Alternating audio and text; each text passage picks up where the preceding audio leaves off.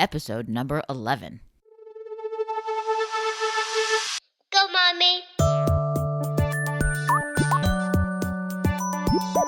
Hello, sisters. Welcome to Women with Balls in the Air.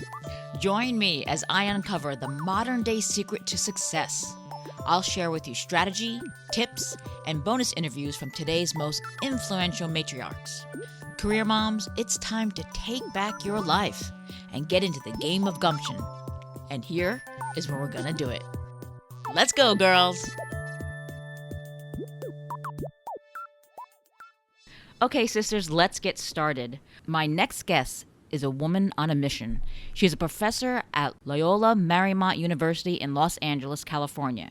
She has co-wrote the book, Power Mentoring: How Mentors and Proteges Get the Most Out of Their Relationships. She is the expert in her field on mentoring programs and career advice, and is a frequent keynote speaker for conferences all over the world. She has written for Forbes, USA Today, Wall Street Journal, and so much more. And here is the kicker. She does all of this while being an amazing mother, and she just kicked the crap out of breast cancer. Please welcome my guest, Dr. Ellen Ensher. Ellen, you are a freaking rock star. How do you do it all? Thank you so much, Casey. I am just delighted to be here and talk to your audience today. It's really exciting. We're glad to have you. You have so much going on in your life. How do you do it all? Oh, and then suddenly my mind went completely blank. Well, you know what? I think I use the good old-fashioned to-do list, but I try to not have the tyranny of the to-do list, because what I realized, I used to kind of labor under the misconception that once I crossed everything off my to-do list, that there would actually be a magical place I'd get to called being done. And I started to realize that that's never going to happen. That more things, as one thing happens, then the dishwasher breaks.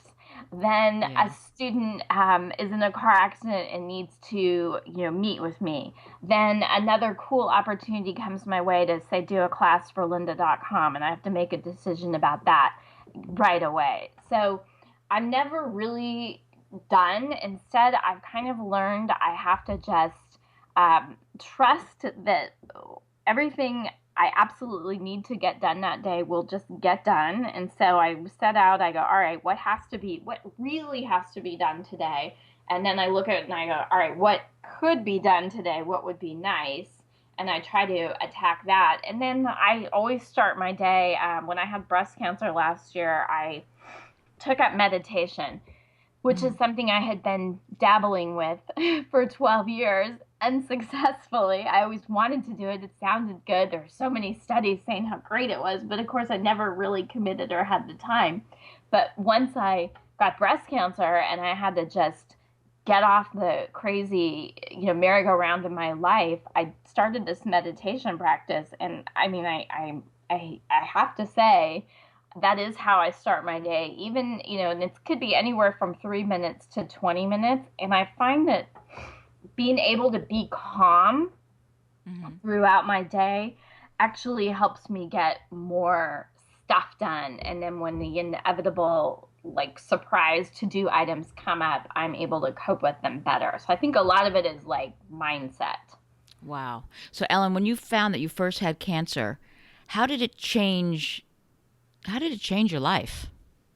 Yeah, well, I have to say, Casey, I did not see this coming. I've had other crummy things happen in my life, and I felt like I had an inkling. This one, I didn't see it coming. I went in for a routine mammogram thinking no big deal, and within 20 minutes of that, my doctor walked in and said, you should prepare yourself for bad news. So things went from there. I mean, luckily, because it was early, I was able to get treatment. I mean, I did the whole, I like to say, I had the whole smorgasbord. So I did 6 rounds of chemo. I did 11 rounds of Herceptin, which is a targeted intravenous gene therapy. I did radiation and surgery. So it was like a 14 months of treatment. Wow. But Did you put your your business life, your being a professor, did you put all that on hold when you went through this, or did you still continue Yeah, on? it was that. You know what? It was funny because what I ended up doing was I used my professional skills to help me navigate through this personal challenge. Because when I first got the news, I realized, oh my gosh, being a breast cancer patient is now a new role. Just like at work, sometimes we get a new role, like, oh, now, now you're a manager, new role, or now you're Right. a mom and new role, now you're a divorced single woman, new role. So I went, all right, I'm going to sacrifice my privacy for information. I was like, I need data. I have to get up to speed quickly. So I belong to this women's Facebook group that's local in my neighborhood, the Moms of Westchester and Playa. Mm-hmm. So I put it out to them. I said, ladies, I just got diagnosed. I need doctors. I need people to talk to. I need mentors. Who's the best in town? I mean, I live in LA, so we have great doctors, but there's so many to choose from. So I got a whole bunch of responses back. And then being a qualitative researcher, I went through and I went, all right, where do I start to see patterns? So I started to figure out who the best doctors were in town. And then I started to also create a team of mentors, and I realized like I needed women who were peers who were going through this. I needed women who had successfully navigated through it recently so they could get it. And then I needed people who were like 10, 20 years out that I could look to and go, yeah, you know what? You can get to the other side. So I mean, my whole shtick that I've been doing for years and teaching my students and teaching people in corporations that I speak with about how to get a mentor, I basically took all that and then applied it to this personal challenge and role. And I really think it was a huge part of me being successful in terms of getting through this, because when you take on that role of breast cancer patient and I went on a medical leave, in a weird way your identity is taken from you and changed from Mm-hmm. that of professional woman to patient. And I think being able to look at it through the lens of my professional skills actually and say to myself, maybe it was like shifting a kaleidoscope. Maybe what I've been doing is good, but maybe it can be even more helpful to people if I look at it through this new lens. So, it was like I had a mentor for chemo. She would come and bring, like, it sounds weird, but you actually get kind of hungry in chemo because I was there for like 9 hours. She would bring me like hot apple crumble. Mm-hmm. I had someone for my hair. So, as we all know, one of the side effects of chemo is hair loss. Well, there's something called cold caps, which is wretched, but these basically they put freezing cold caps on your hair every 30 minutes for 8 hours. So, you do your chemo time, 5 hours, then you stay another 4 hours and you do your cold caps. Oh my And gosh. oh, it is intense. But you know what? We're all moms here, we've all given birth. So I put myself, and I used actually my Lamaze breathing. and, Uh-huh. and my husband would sit there with me, and I'd breathe it out the first 7 minutes every time they'd have to switch out the cap was really cold and awful. And then I would breathe it out, and I kind of learned to put myself in like a trance-like state. And at the end of the day, I came out with 70% of my hair, and I was so, so happy I did it because I stand in front of 20-year-olds and who are always 20 as a professor. And, I'm in front of people, and it just made me feel a lot better to look in the mirror and see something that looked more like my regular self.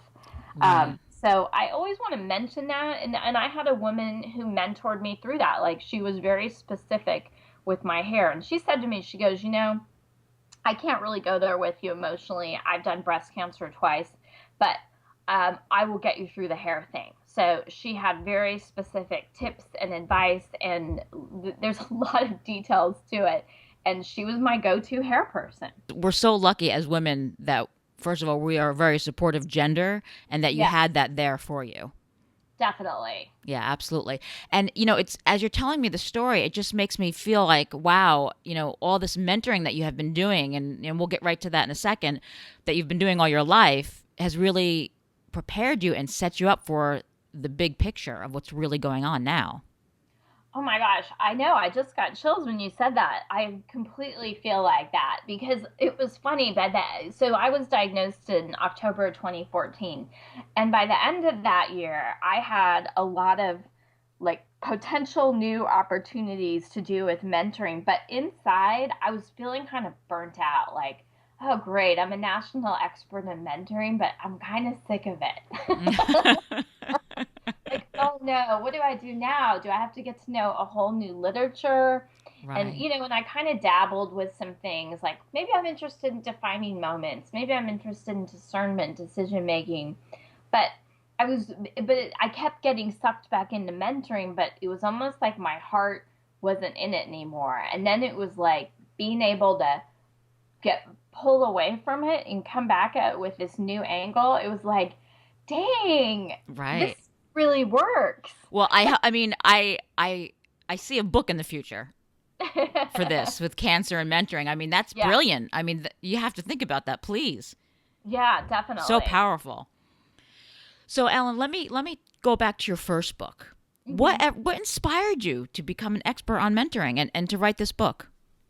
Well, I think it was, I mean, there were two things. I actually, this was in the early 90s. We had the Los Angeles riots happen. And so the city went up in flames.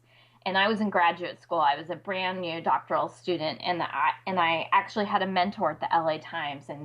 And I was like, gosh, I'm searching for something to think about or write about or study and research. And she's like, well, we have a mentoring program. We're trying to figure out if race matters. Should we pair people with same race or different race mentors? There's no research, really understanding that. So I thought that was such an interesting question, particularly after the riots. And the program was set up actually because of the riots. The LA Times felt like they wanted to do something to contribute back to the city.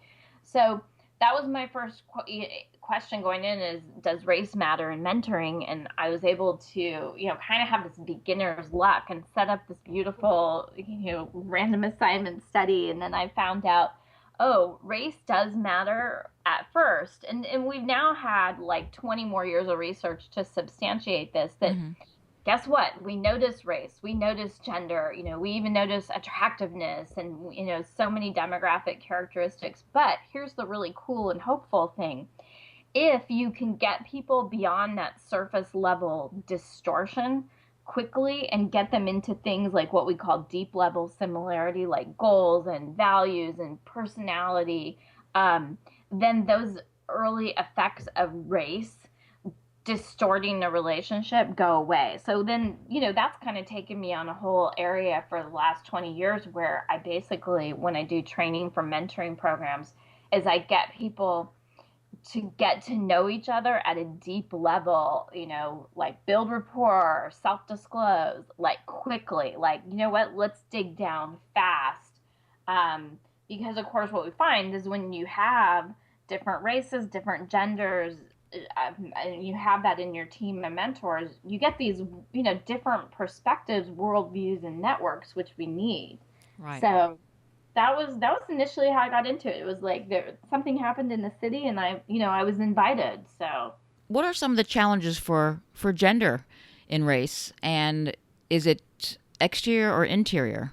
Any of the challenges, you know what I yeah, mean? that's a great question. I mean, I think it's both. I remember doing a talk for a group of yeah, it was all male executives. It was called the World Presidents Organization, and there was one very successful name brand executive in there, and I can't say his name, but I remember I was going through my whole spiel about mentoring and women, and women in let's breaking through the glass barrier, blah blah. And he raised his hand. He goes, Ellen. He goes, I have to tell you. He goes, I would love to have more women higher up in my organization. He goes, but if I tried to mentor a woman, my wife would kick my ass. Yeah. And all the men in the room went ho ho ho ho ho ho ho ho. Hmm. And I Hmm. think that story exemplifies a real barrier, which is one, I think there are some perceptions from other people about, what happens in a male-female dynamic, um, professionally and personally. Right. So, so that doesn't mean, oh gosh, we better just quit. It's impossible to get male mentors. But I think it's important to realize that that perception of other people is very real. Right. And so you have to be smart and manage that. And so, on every level, like when I meet a male mentor, I really think about the restaurant I'm going to. And it's like, you know what? I want to go to some place that's well lit, doesn't give any vibe of being romantic. Right. Thinking about time of day, thinking about who sees you out, you're at a conference, at a bar, sit somewhere visible, local. Whereas, if you're with a woman, yeah, great, go to a spa together, go in the Right. room. You can't do that kind of thing with your opposite sex mentors, but you need them in your network also. So I mean, I think I think the barriers are both interior and exterior.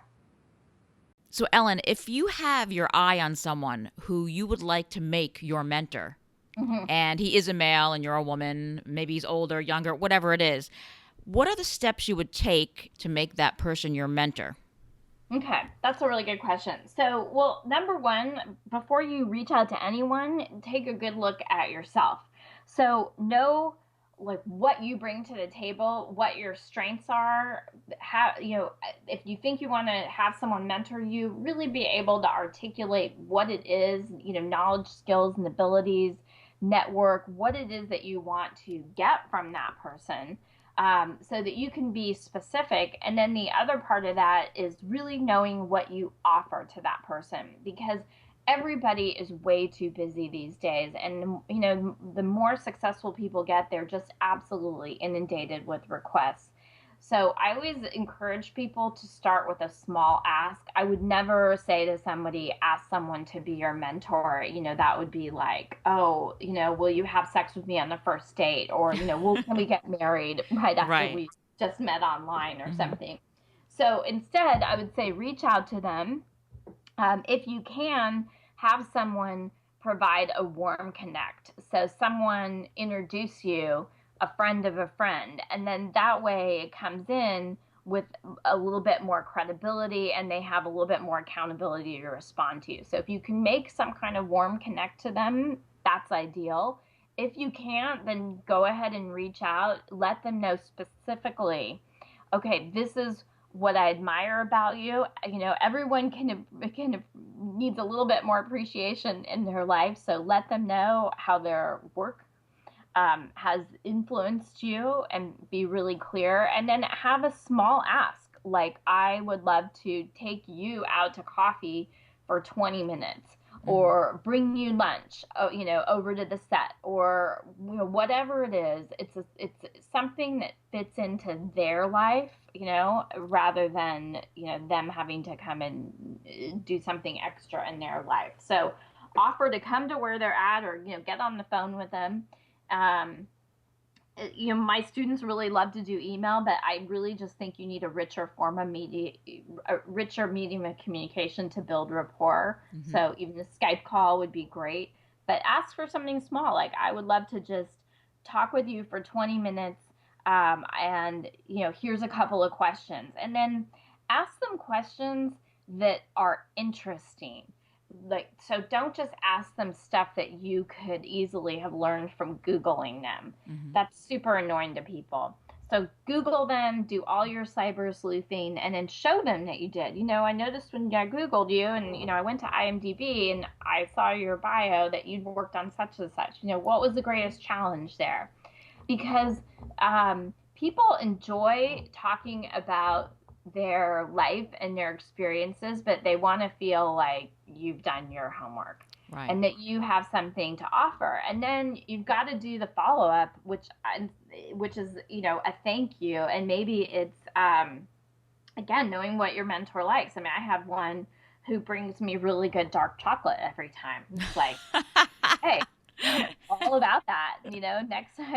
Next time she wants time with me, she gets top of my list because she feeds me.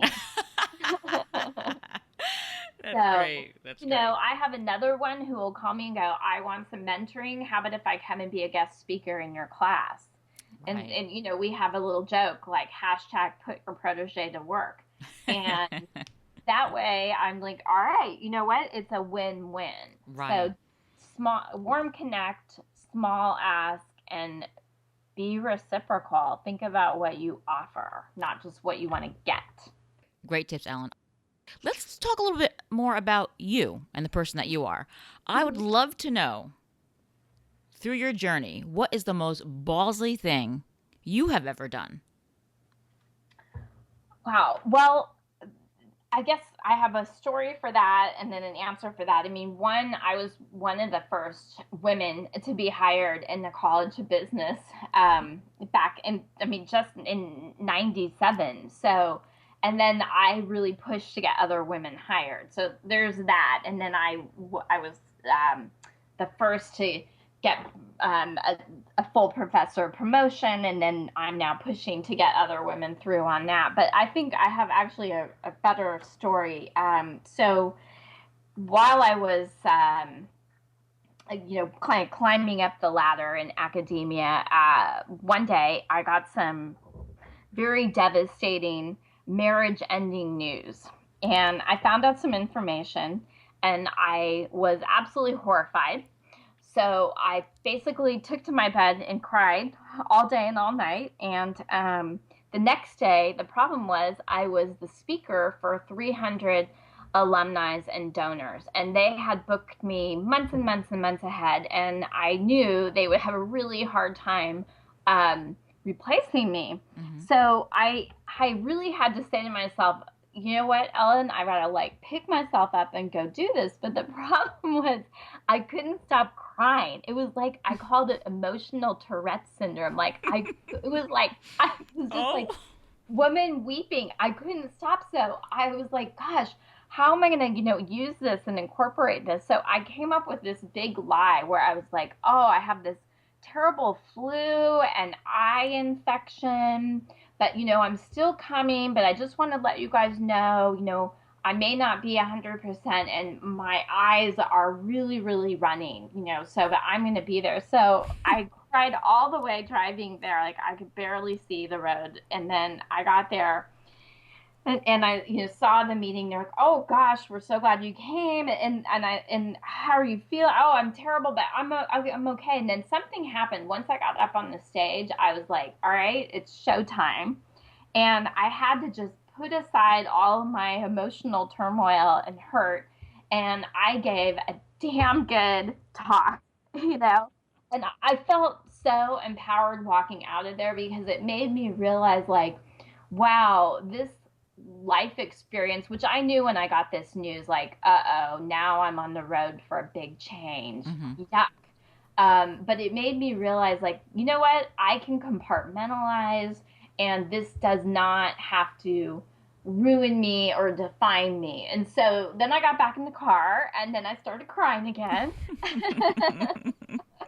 Oh. But it was like, all right, I can turn this on and off when needed. And that was really helpful and empowering. I mean, that ability to compartmentalize, I think, has served me well. Do you feel that having this huge event the next day really helped you and gave you the power to navigate through this personal turmoil that you had? I do think so, because it was definitely, as I look back over my whole career, all the teaching, all the speaking, everything I've ever done professionally, that was the hardest moment trying to collect myself.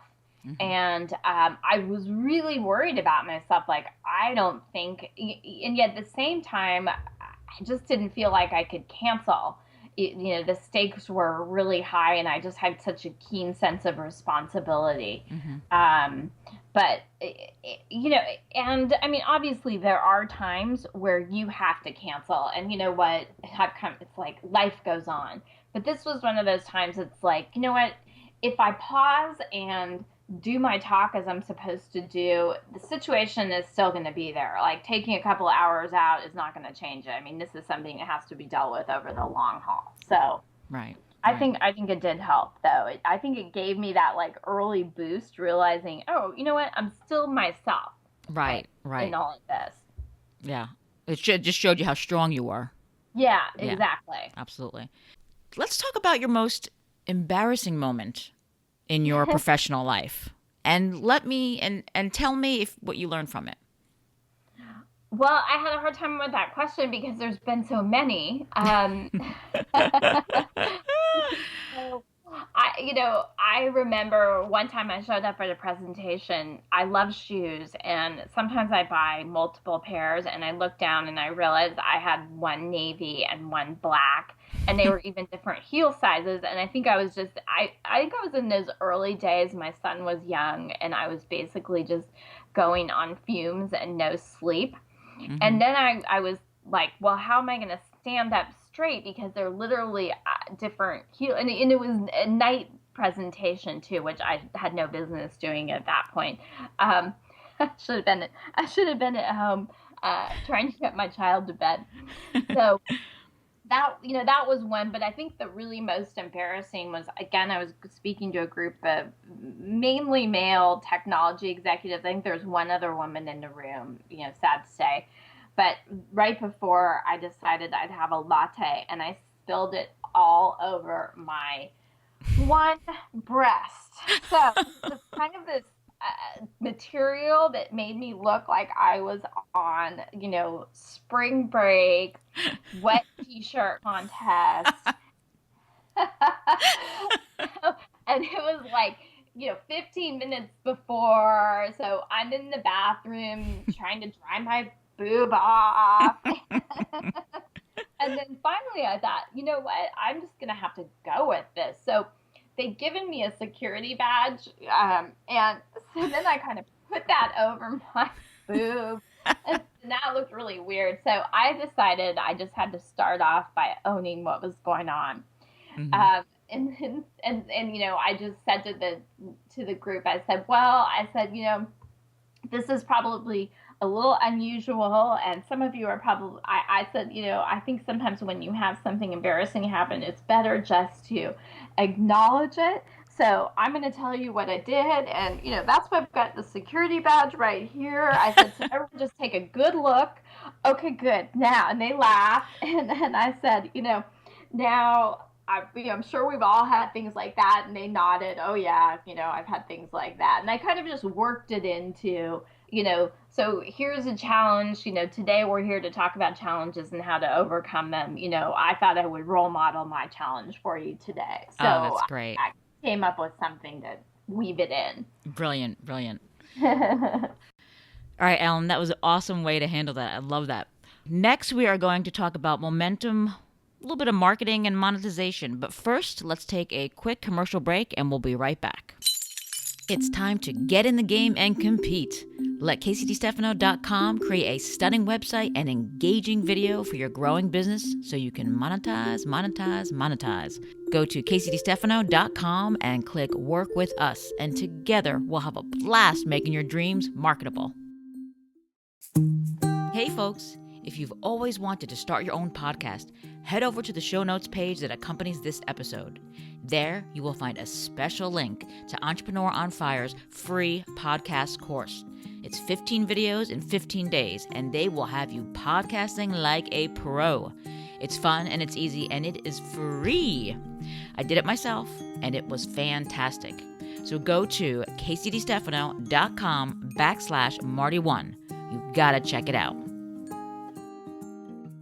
Thanks for hanging in. We are speaking with Dr. Ellen Ensher, author of the book Power Mentoring, speaker, mother, and kick-ass breast cancer survivor. Thanks for staying with us. Okay, so Ellen, let's dig a little deeper. This is something that a lot of women feel uncomfortable with. You have so much going on. You're doing so much. You're getting yourself out there. How do you promote yourself?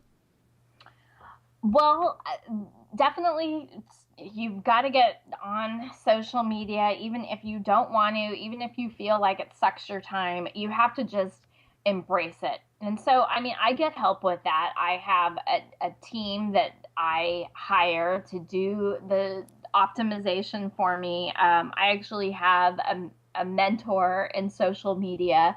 Um, I make sure I have a couple of research assistants. So I basically get help and try to embrace it and keep learning. And, and every time there's something new, I have to tell you, my first reaction is, which is ironic considering I'm a professor. Oh no, I don't want to learn anything new. It's hard. I'm too busy. And then I say, all right, you know what? I've got to stay relevant. I've got to figure out new ways to reach people. So, I mean, my answer is know what you don't know, get help, be willing to learn new things. But I think the other piece of like how I market, I mean, the funny thing is people always say, oh, ask your clients for referrals, which I think is true and good.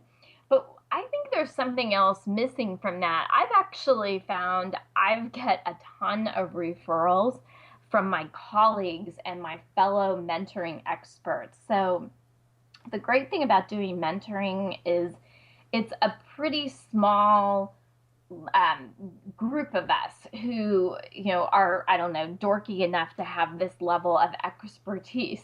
And so we help each other out a lot. I mean, I can tell you, I could rattle off, 5 or 6 of the other top names in mentoring. And so a lot of times when I can't do something, I always refer to another expert and vice versa. So I've had a lot of good things um, come my way just by being a good um, colleague, member of my professional community. I try to promote other people's mentoring stuff. And sometimes I have to say, someone will do some work and I feel a little flare of jealousy, like, oh, dang, that's really good. I wish I'd done that. But what I've learned is I have to just, acknowledge to myself, like, all right, you know what? It's really good work, and that's why I'm jealous. But you know what? It's gonna help the whole world if I just help to get it out there. And I found if I can sort of get over myself with that and kind of reach for my higher self and be helpful and do cross promotion, like good things always happen. So I think like kind of seeing yourself, not just as a silo, not just in your organization, but like seeing yourself as a member of a profession where it's like, you know what, we're all just trying to make the world a better place through mentoring. So, help each other. And then, a couple of years ago, I was supposed to go to China and Japan. I had some stuff happen, some other things, dental things. I couldn't go, but I was able to replace myself through my mentoring network. And, the client was really happy, like, wow, you sent us this, amazing people out. So I think being a good member of your profession is a great way to market yourself. Was it always like that in the beginning? Yeah, I think so because I feel like there's a value when you go to graduate school. There's a value about being a good colleague. I mean, even when we choose to promote or retain people, we talk about is someone a good colleague, and kind of this idea like you're getting a set of skills to become a member of a profession. So I feel like I always had that attitude, but I think in the beginning of my career, I was probably more scared and I would get like, oh, if I help someone else, then there's going to be less for me.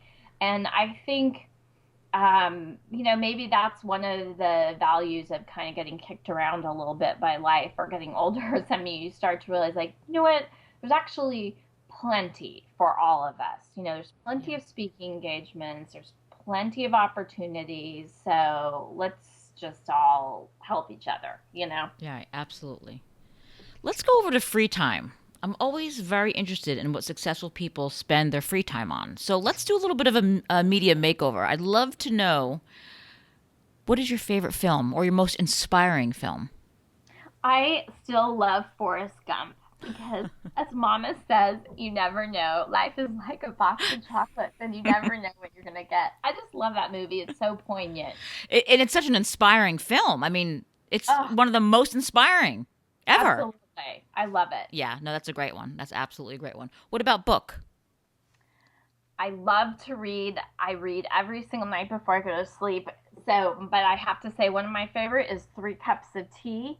Um, by Greg Mortensen, and that book actually inspired me to reach out to a couple years ago to our chief academic officer, and I said, "Can I have $25,000 to bring this author?" And somehow he said yes, and we ended up bringing Greg to campus, and we raised $50,000 to build a school in Afghanistan for girls. So it was like Wow. his book so inspired me that I just took action. I mean, but a lot of good luck and other people doing things. I mean, I didn't have the money, so I just asked the right question of the right person. Wow, that's amazing. Talk about an inspiring book. That's amazing. How about Yeah. quote? What about, do you have a quote that you like? One that I always say to my son is, "To those who've been given much, much is expected." And then the other one I say to myself a lot is, "The perfect is sometimes the enemy of the good." So I think I've learned that we can't do things perfectly, that we have to set a spice, that sometimes good enough is just good enough. Ah, love that. Love that. To our listeners, you can go to the show notes page that accompanies this episode for all the links where you'll be able to find this book, the film, and the other inspirational information that Ellen has given us today. Ellen, we're going to wrap it up. We have 3 questions. Speaking about perfect, I know you don't believe in perfect, but if you did, please finish these sentences. In a perfect world, my professional life would... Be a source of inspiration for others and joy for me. Wonderful. In a perfect world, my personal life would... Be balanced, connected, and calm. Ooh, peace of mind. Love it. In a perfect world, woman would... Get to rise to their full potential through education and be with men that are real partners. Great. Okay, let's try and get our listeners one step closer to their perfect world by giving them the best piece of advice that you have to offer. Okay, can I repeat myself then? Yeah. Well, I think the best piece of advice I can offer is to really be kind to yourself and realize that one of my favorite quotes is, "The perfect is sometimes the enemy of the good." Is that I think this striving to make the perfect a child or cupcake or report or data set drives us all insane. That I think if you can just look at everything we need to do sometimes and just accept that good enough is good enough, and then move forward and be content with good enough, I think that is something that can help everyone. I mean, sometimes we have to give it our all and make it perfect, but a lot of the stuff really doesn't need to be perfect. It just needs to be good enough. I agree 100%. So, Ellen, let us know where we can connect with you and where we can find you out there. Great. So my website is ellenensher.com. So that's the best place to reach me. I have a blog on media mentoring and management that I would love to have you subscribe to. I'm also on Twitter at Prof. Ellen, and I also have a professional Facebook page under my name, Dr. Ellen Ensher. Awesome. So lots of ways to reach me. Oh, and on LinkedIn too, of course. I love LinkedIn. Great, great. Okay, sisters, look at yourself in the mirror and say thank you to the person staring back. You just gave yourself the gift of knowledge and empowerment with Ellen Ensher and your friend on the other end, Casey DeStefano. Head over to CaseyDeStefano.com and go to the show notes page that accompanies this episode with Ellen, and there you will find the links to all the resources mentioned in this episode of Women with Balls in the Air. Ellen, thank you so much for sharing your authentic story to the many sisters out there that are listening today. Thank you, Casey. It was a pleasure. There you have it, girls. Another powerful interview with a woman who is oozing strength and likability, Dr. Ellen Ensher. Thanks, Ellen. Remember, you can have a successful career and an abundant family life without pulling your hair out. A future chock full of meaning, happiness, and stability. And even more importantly, you have the power to create a role model for your children of strength and stick-to-itiveness. Don't ever give up on your dreams. Keep listening, and we'll get there together. Stay tuned for some bloopers. And if you get a chance, come on down to the website at CaseyDeStefano.com and subscribe to the tribe. We'd love to have you as part of the team. With all this experience that you have hearing about different mentorship relationships, what is the most ballsy thing that you've ever heard? The best story or something that's just a little out of the norm, either good or bad? I don't know. I have my answer all prepared for the most ballsy thing I've ever done. Okay, let me ask that. Okay, let me segue. And okay, hold on, let me think. Because I have a good most embarrassing too. Oh, good. Yeah. Okay, hold on. Let me think how to segue from what you just said, though, so it makes sense.